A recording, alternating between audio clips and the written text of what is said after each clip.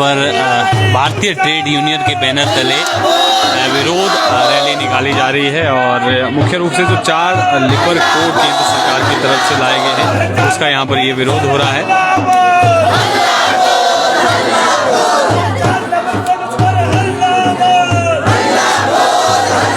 इसके अलावा जो लंबित मांगे हैं किसानों और मजदूरों की, उनको लेकर ये विरोध रैली है। 12 घंटे कार्य दिवस नहीं चलेगा। भारी कर्ज में फंसे सभी किसानों को कर्ज मुक्त किया जाएगा, ये डिमांड है। और श्रम कानूनों में मजदूर विरोधी परिवर्तन बंद करने की मांग जो है यहाँ पर ये हो रही है।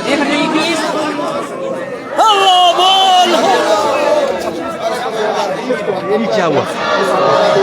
एक साल चला, 3 काले कृषि कानून लाए गए थे। मोदी सरकार ने उस वक्त भी कहा ये ऐतिहासिक कानून है, किसानों के पक्ष के कानून है, लेकिन 750 जो शहादतें हुई जो किसानों की इसमें आंदोलन में, उसके बाद 1 साल के बाद मोदी सरकार को माफी मांगनी पड़ी और काले कानून वापस लेने पड़े, क्योंकि वो काले कानून किसानों के पक्ष के नहीं थे। बड़ी बड़ी जो कॉर्पोरेट कंपनियां हैं उनके खिलाफ थे, उनके पक्ष के थे, किसानों के खिलाफ थे। और उसमें किसानों को उनकी जमीन से बेदखल करके मजदूरी में खेलने की एक साजिश थी, कंपनियों के हवाले खेती करने की साजिश थी।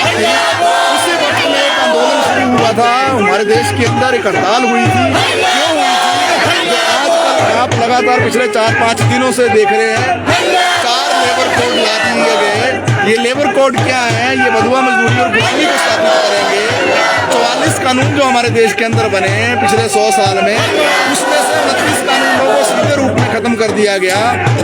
और 4 लेबर कोड आने से क्या होगा कि उद्योगों में काम करने वाले 74% मजदूर कानून के दायरे से बाहर हो जाएंगे, 70% उद्योग जो है कानून के दायरे से बाहर हो जाएंगे। ठेका मजदूरी में जो पहले लाइसेंसिंग प्रक्रिया थी 20 मजदूरों पर, उसको बढ़ाकर 50 कर दिया। फैक्ट्री की जो परिभाषा थी उसको जो है 10 और 20 की जो परिभाषा थी, जो बिजली से संचालित होते थे फैक्ट्रियाँ या गैर बिजली के, उसकी जो सीमा है उसको डबल करके ज्यादातर मजदूरों को कानून के दायरे से बाहर निकाल दिया। पहले 100 मजदूर से ज्यादा जहाँ काम करते थे वहाँ अगर जो छटनी करनी है मजदूर की, ले ऑफ करना है या उद्योग को बंद करना है, सरकार से इजाजत लेनी पड़ती थी। अब इस लिमिट को बढ़ाकर 3 गुना ज्यादा 300 कर दिया गया, जिसका मतलब ये है कि ज्यादातर उद्योग अभी कभी भी मजदूरों को अपनी नौकरी से बाहर कर सकते हैं।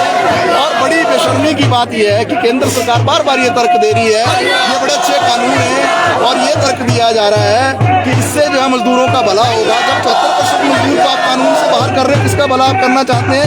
ईज ऑफ डूइंग बिजनेस के नाम पर आप जो है शोषण ज्यादा करना चाहते हैं। मैं आपके माध्यम से भी कहना चाहता हूँ 29 कानून खत्म करके जो 4 लेबर कोड बनाए गए हैं, आप जो मीडिया के बंधु हैं, आपके भी जो 2 कानून हैं 1955 और 1958 के, उन दोनों कानूनों को भी खत्म कर दिया गया है। इन्हीं दोनों कानूनों के आधार पर आपको सभी के लिए मजीठिया बेस वोट बना था 2011 में।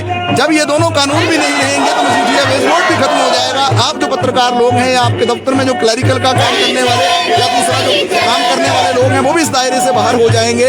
और फिक्स्ड टर्म रोजगार लाया जा रहा है। फिक्स्ड टर्म रोजगार सरकार का सबसे बड़ा जो तर्क दिया जा रहा है कि 1 साल के बाद ग्रेच्युटी लागू होगी 5 साल के बजाय। पर हम पूछना चाहते हैं, जब आपने फिक्स्ड टर्म रोजगार लाकर 3 महीने 6 महीने के बाद हम नौकरी से ही निकाल दोगे, किसी को 1 साल पूरा नहीं होने दोगे, तो 1 साल के बाद ग्रेच्युटी मिलेगी कहाँ? और ये जो पूरा एक षड्यंत्र चल रहा है, जहाँ ईपीएफ की राशि को आपने 12% से बढ़ाकर 10% कर दिया, किसका नुकसान हुआ? मजदूरों का, कर्मचारियों का। आपने ईएसआई की स्कीम को ध्वस्त कर दिया, सामाजिक सुरक्षा की स्कीम को, मेडिकल की स्कीम को, उसका शेयर घटाया आपने, साथ में निजीकरण कर दिया। किसका नुकसान हुआ? मजदूरों और कर्मचारियों का। बोनस पहले मजदूर और कर्मचारी 20% भी दे सकते थे, लेकिन अब हाईएस्ट लिमिट 8.33% कर दी गई। इसके खिलाफ जो पूरे देश के अंदर आज आंदोलन हो रहे हैं लेबर कोड के खिलाफ, और हिमाचल के अंदर हिमाचल जो सेब उत्पादक संघ है और हिमाचल किसान सभा है, उसके जरिए और CITU के इस प्रदर्शन के माध्यम से, और जो केंद्रीय ट्रेड यूनियन है, सिर्फ किसान मोर्चा है, उसके जरिए हमने भूमि की बेदखली हो रही है हिमाचल के अंदर पिछले 1.5-2 वर्षों से।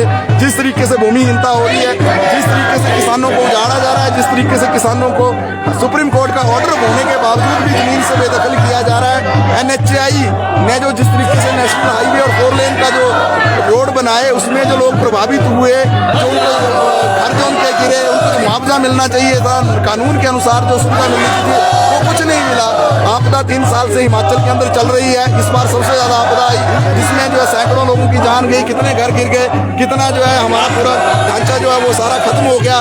प्रधानमंत्री जी आए, 1,500 करोड़ रुपए का घोषणा करके चले गए, आज तक चुन्नी नहीं मिली। इन सारे विषयों को, जो मजदूरों के, किसानों के विषय हैं, जो बागवानों के विषय हैं, जो छात्रों, नौजवानों, महिलाओं, दलितों, पिछड़ों के मुद्दे हैं, उन सभी मुद्दों को हमने उठाया। अगर केंद्र नहीं मानते तो आगे की क्या रणनीति? निश्चित तौर से जो भी हमारी केंद्रीय ट्रेड यूनियन हो और जो संयुक्त किसान मोर्चा का जो आह्वान रहेगा पूरे देश के अंदर, इन सारे विषयों को लेकर उस आधार पर हम अपने आंदोलन को आगे बढ़ाएंगे।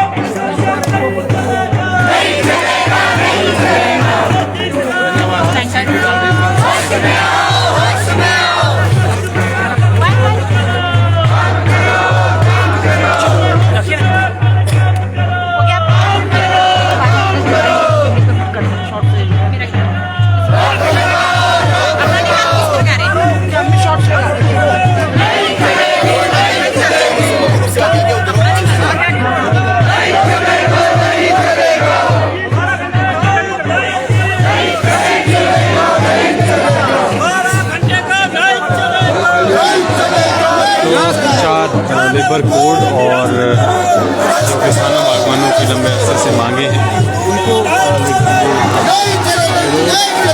चल रहा है C2 के बैनर तले। ये विरोध यहाँ पर चल रहा है, ये आप तस्वीरों में देख सकते हैं। श्रम कानूनों को मजदूर विरोधी जो ये बता रहे हैं परिवर्तन किए गए हैं और C2 के बैनर तले ये बहस चल रहा है। ठेका प्रथा बंद करने की मांग हो रही है। मजदूरों की पीएफ और मेडिकल सुविधा में कटौती का विरोध ये कर रहे हैं कि उसमें कटौती हुई है और भारी कर्ज में फंसे किसानों को कर्ज मुक्त किया जाए, इस तरह की ये डिमांड है।